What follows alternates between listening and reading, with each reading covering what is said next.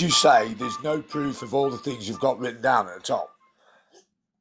There's overwhelming proof that the Earth is not flat, for example. There's overwhelming proof that the Earth is billions of years old. There's overwhelming evidence, proof, whatever you want to call it, of evolution, of the Big Bang. Let's start with flat Earth, then, shall we? Want to start with flat Earth, yeah? Oh, geez. Okay. Yeah. It's good. This is going to end with your wife slapping cloacas with an emu like it always does, but we'll see how it goes. The Earth, you say the Earth's a spinning ball like they say in science, then, yeah? It doesn't even have to be spin. No, I said it's not flat. Well, how does it work on a spinning ball then? You know, everyday science. The ball doesn't have to spin, but it certainly isn't flat. Well, how do you know that? Now, can you explain that it's definitely not level then? Can you see the North Star from where you are at night? Yes. And Polaris. No, that's Polaris. And I can see the Big Dipper, the Plough. You know, living in England, yeah, I can see them all near enough. Oh, for some reason I thought you were Australian. Okay. Can you see the Southern Cross constellation at night where you live? You know, I'm not sure about Southern Cross, to be quite honest. But do you know, because Australia and all that. Can you see the Southern Cross constellation from where you live at night? No. No. Okay. Then the Earth can't possibly be flat. Also, the people in Australia, your guys is like your guys' cousins down there, all the inmates you ship down there. They've got the same star systems as us. People in Australia can't see the North Star, therefore the Earth can't possibly be flat. So there we go. I had to mute you so I could get that out, but you can unmute yourself whenever you want and deal with the fact that we know the Earth can't possibly be flat because people in Australia can't see the North Star in it. You think it's standing upside down then? They look at a totally different star system to us, but they don't, do they? They see Orion's Belt, they see yeah, they can see equatorial constellations, but they can't see the North Star, which proves that the Earth can't possibly be flat. Have we had the same star systems for thousands of years? Yeah. Yeah. Well, if we was doing 580 million miles every year around a 93 million mile away sun, doing all the miles and speeds, everything would change. They literally do change, but only a tiny bit. But the stars are moving as well. The entire galaxy rotates. So this is like saying, oh, you traveled in your car for 100 miles going 60 miles an hour. How can you still see your sister? Because she's in the back seat of the car also. We were traveling together. People in the southern hemisphere can't see the North Star. That means the Earth can't be flat. The other star systems we see. Yeah, it's not surprising that they can see some of the equatorial constellations. Not even remotely surprising, because whether you're on top of the Earth or the bottom of the Earth, you can both look out to the side and see the equatorial constellations. But the people on the bottom of the globe can't see the North Star. If the Earth were flat, all the stars are above you. Everybody can see all of them. That's not what happens. That's what we can. No, it is what happens. People in the southern hemisphere can't see the North Star. The evidence, my friend. Have a look. That's what happens. I've had a look before. People in the southern hemisphere can't see Polaris. I don't give two shits of a fuck about Orion. That doesn't preclude the Earth being flat. That wasn't my argument. You just completely changed it to bring up some weaker version as if that means something. It doesn't. So they can't see the North Star, which means the Earth can't possibly be flat. So we're done with that one. What's the next? What would be the evidence you think demonstrates that the Earth is flat? Right, I'm a builder, yeah, and I'm a bricklayer, and I'm also a lorry driver, yeah. So I've done a lot of travelling, and I've been over a lot of sea levels. Funny enough, it's called sea level. So for me, right, I've never, in bricklaying, I asked my labourer the other day. I don't know about bricklaying. I have a degree. No. Okay, that's fine then. Well, I'm simple bit, so you're a bit better than me. So I asked my labourer to fetch me a bucket of water, yeah. A bucket of water, yeah. Yeah. Guess what he brought all the water in? A bucket. Bucket. A bloody bucket. Well done, mate. Was it a fucking bloody bucket of water? No, it was not that good, mate. Mr. Brains. Oh. He didn't bring the ball of water, funny enough, or the sphere, as you like to call The it. sphere of water. Yeah, I know. Oh, man. Yeah, he did bring you a sphere of water. That proves it. Hey, why does the ocean have such a sharp horizon like this if the Earth is flat? Why doesn't the water fade into the atmosphere? Sea level. Can you see it? You've got a brilliant picture up showing it. Phil. Sea level. Phil. Why in it doesn't in it the water in it not fade in it into the air in it on Tuesday or any other day of the week for that matter? Water stick to a ball when it can't really work, spinning at 1,000 years. Yeah, 580 million miles a year. That sun goes around. You're off your rocker. The sun moves. We set our time by the sun, my friend. Yeah, you have to set your time by something, but the sun doesn't prove, or setting your time by the sun doesn't prove that the Earth is flat. Like, literally not at all. We don't move and the sun does. That also doesn't prove that the Earth is flat. You could be a geocentrist and believe in that. Like most people for most of history, where, hey, does the sun ever go south of the Tropic of Capricorn? No, it don't go south, does it? It's always above us, which means... But Phil, people that are south of the Tropic of Capricorn, in the they see the sunrise to their northeast, or to their southeast. But the sun is never south of the Tropic of Capricorn. So this is impossible. So therefore, the Earth can't possibly be flat. You know, in England, yeah. No, I don't know about England. I'm talking about the Tropic of Capricorn. I look outside my house at 12 o'clock and the sun's there in front of me, yeah? I can guarantee... You don't live south of the Tropic of Capricorn, so I don't give two shits of a fuck in it. With your bloody wickets and your bottle of water and all that. I don't give a right fucking shit about any of that, mate. All right? All right? You just take your bloody quid and shut the fuck up. I don't know. I don't know how to actually do this. But anyways, you don't live south of the Tropic of Capricorn, so I don't give a shit. But people that do live south of the Tropic of Capricorn, the sun rises to their southeast. But the sun is never south of the Tropic of Capricorn, so... Every 24 hours, you don't. I didn't understand you, partly because you can't speak English very good, and partly because it was garbled a little bit. How do you guys invent English and then suck at speaking it? Just like soccer. How does that happen?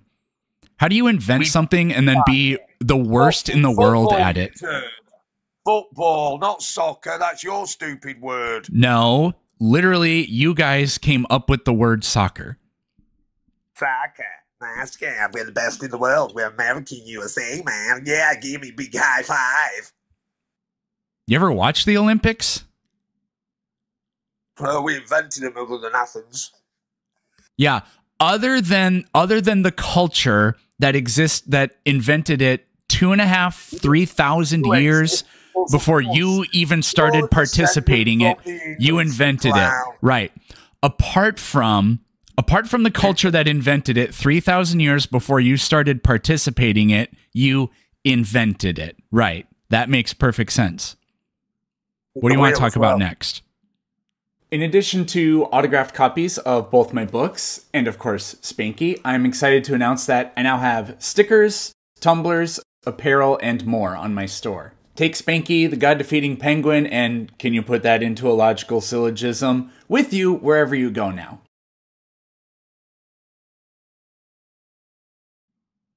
We'll talk about no evidence of God. Oh, okay. Yeah. Right. So we agree then. All right. What do you want to talk about next? What was the first ever language? Nobody knows. Ah, well, we think we do, because it was Sumerian, weren't it, from North Afghanistan and Iraq, big boy, you know everything, load of shite. No, because our proto-human ancestors almost certainly spoke a language. It was the first language we know, Sumerian. You're not very clever, are you? So, you seem to be confusing the oldest Hebrew. language we know of with the oldest language. We'll go on for you, because you're not very good at this subject, so I'll help you out. You know Hebrew? That was next. No, I do not know Hebrew. Tell me all about Hebrew. Go ahead. I know literally nothing about it. If you're going to listen, mention gods and had them depicted on pyramids and shit like that, yeah? Shit like that, yeah. We still call them, yeah, shit, man. Yeah, well, we still talk about them today. And you think they don't exist? Wake up, mate. Correct. I have a question. How did your culture literally invade the entire world, steal everything, and gain all of this experience from all over the world, and yet culinarily, I would say that you guys are still far, far, far like before even the Stone Age. I mean, mushy peas and beans on toast. How did you literally travel the entire world and you are incapable of importing any cultural cuisine back to your country except the curry that you guys don't even make? You just have, you know, the imports or whatever do that for you. Why does your culture choose like what do you call it? Like poverty food? Like, why do you choose to do that? You just murmured that. Say again. What? Exactly. What? You just no, said I didn't understand you because you can't speak English very good. Have you forgotten what you said? No, I don't know what you said. It was unintelligible. Oh, you raided the entire world for all of its spices, and you saw all these different ways of eating food, and then you just come home and you take your war rations and then you dump it on like roofing shingles and you eat it. Is that why your teeth are so bad? Because you're eating roofing shingles with war rations spread on it? Why did it do that? Chat, why did the British Empire spread war rations on roofing shingles and eat it and then break all of their teeth? I can't stay in character. Don't even win a war against Why did you guys do that? Vietnam's third world. You couldn't beat them. You couldn't beat Iraq. You couldn't beat shit, all you. Yeah, I know. I don't have all that many good things to say about America's imperial efforts, but at least I could, like, literally in walking distance, I can go get Vietnamese food. I can go get Mexican food. I can go get whatever the hell American food is, fried stuff, I guess. There's like a Latin American market I can go to. I kind of already brought that up. But like literally in walking distance, I can go do all of that.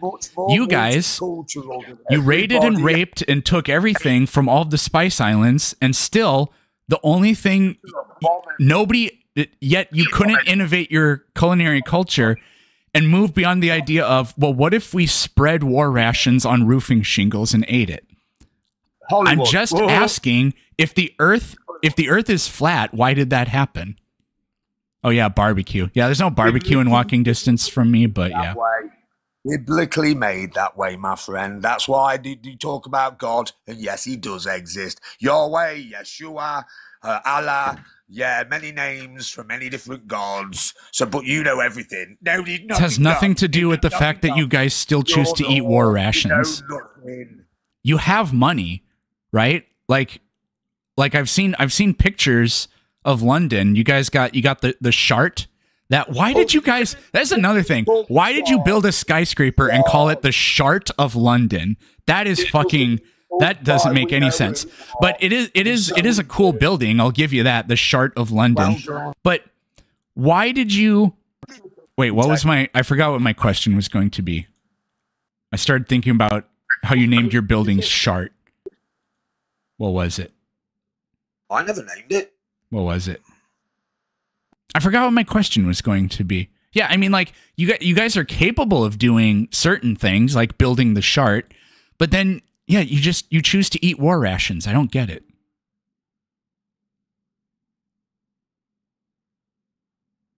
Hello? Sorry, Governor? rations?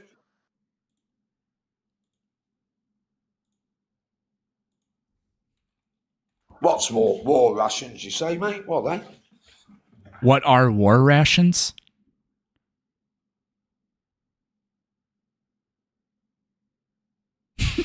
Shart, that's what I call beans on toast.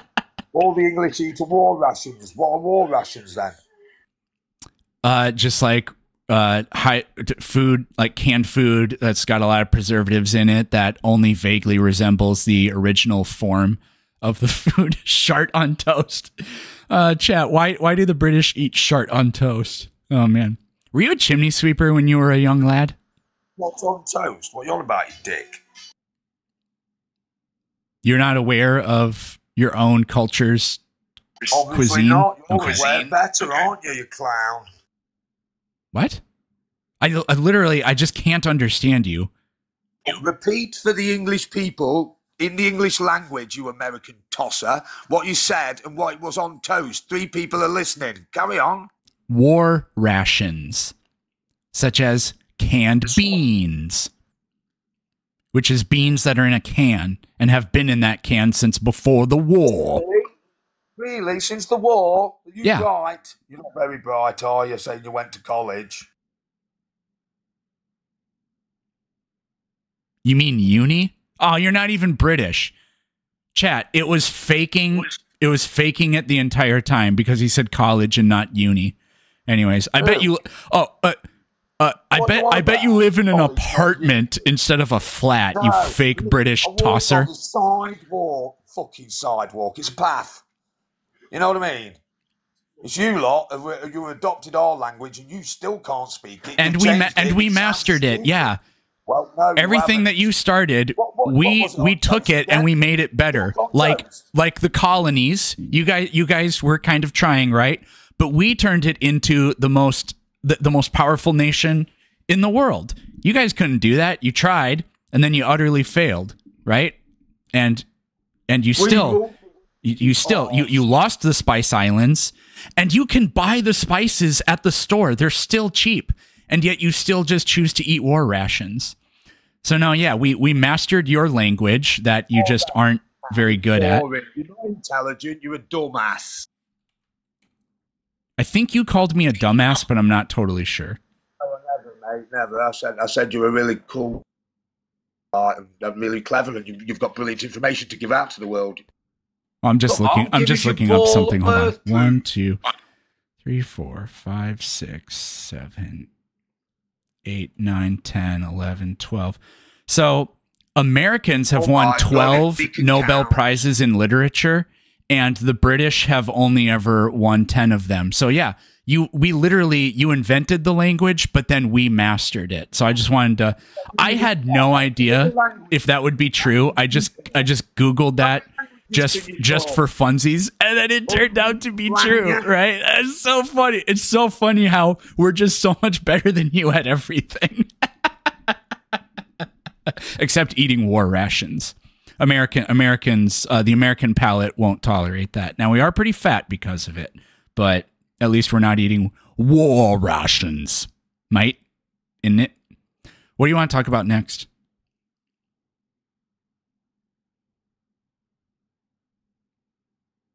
Which war are you talking about, the first or the second? The second one. Or Vietnam that you lost? Yeah, we lost Vietnam. We already went over this. We never lost any. Never lost a war. Get that down your tit-hole, yeah, you yank. Does 1776 mean anything to you? Does the surrender at Yorktown mean anything to you? How about 1812? How did that go? Did you win? Am I drinking tea right now? Do I have crooked teeth? Do I eat war rations? No. So I have no, Phil. Phil, you've 100% lost 2 wars, and I know this because if you had won either of those wars, I would have crooked teeth. I would not have air conditioning, and I would have no non-canned foods. But none of those things are true. I have straight teeth. my house has air conditioning, and I don't eat war rations. So you did not win the War of 1812. You guys fucking lost. You're 0-2. You know we have, though, don't you? Everyone. We've won all our wars. We never lost. You're 0-2. People have lost in history. By the time. Phil, you're literally 0-2. War of 1812, lost. Revolutionary War, lost. Do they not teach you that in school? They're called gooks. They're running around the jungle. Gooks? Oh, jeez, dude, don't say that. What do they teach you in school about the Revolutionary War that you lost and the War of 1812 that you lost? Which one was that? And who was it with? Which war was the War of 1812? It was a war that happened in the year 1812. I think it concluded in 1814. Yeah. And it was you guys trying to take back the colonies that you lost in the previous war known as the Revolutionary War.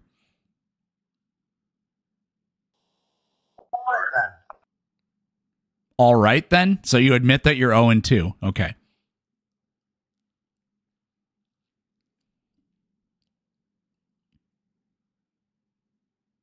Wait, didn't Napoleon spank your guys' ass literally every single time you engaged with him also? So you're like, it's more like you're 0-5. You're 0-5. And then World War I, World War II. No, before present day since Isn't it kind of weird how World War I and World War II didn't end until we got involved? Isn't that kind of weird? Isn't that kind of weird? You were just pissing in your knickers in the London subway, and then we came in and were like, fine, we'll storm the fucking beaches and then we'll win this shit. And then it happened. So you're 0-5 before the 20th century, and then we come along and like it's really we're 2-0, and you kind of got a participation trophy. So there we go. You get rage baited really easily. Wait. Barmer. I like his wife. Michael. Who the hell is Michael? You know who Michelle Obama is. She's one of your leaders. A bit of a train. You know what I mean? I mean, I've heard the conspiracy theory before, but it's very interesting. Only conspiracy theories. You know everything, though, don't you? So why do you think the Earth is flat?